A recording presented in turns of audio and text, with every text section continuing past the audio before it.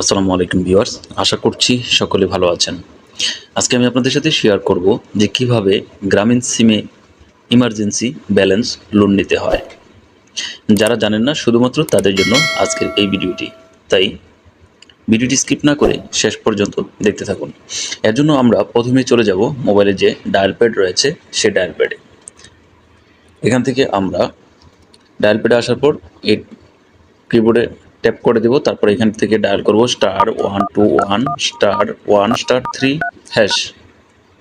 দেন এখান থেকে যে কল বাটনটি দেখতে পাচ্ছেন তার উপর একটি ট্যাপ করে দেব।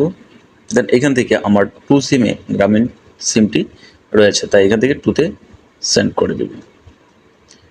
কিছুটা সময় লোড নেবে এবং এখানে দেখতে পাচ্ছেন you will get an SMS on thank you Grameenphone, অর্থাৎ অল্প কিছুক্ষণের মধ্যে গ্রামীণ ফোন থেকে একটি মেসেজ চলে আসবে। এবং আমার দেখতে পাচ্ছেন অলরেডি কিন্তু আমার এখানে একটি SMS চলে এসেছে যে ইমার্জেন্সি লোন 15 মিনিট চালু হয়েছে, মেয়াদ 24 ঘন্টা, মূল্য 18 টাকা, যা পরবর্তী রিচার্জ থেকে কেটে নেওয়া হবে।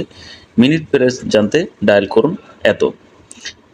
তো এইভাবে হচ্ছে আপনারা খুব সহজেই গ্রামীণ সিমে ইমার্জেন্সি ব্যালেন্স লোন নিতে পারেন। তো আশা করি আপনারা বুঝতে পেরেছেন যে কিভাবে গ্রামীণ সিমে খুব সহজেই ইমার্জেন্সি ব্যালেন্স বা লোন নিতে পারেন।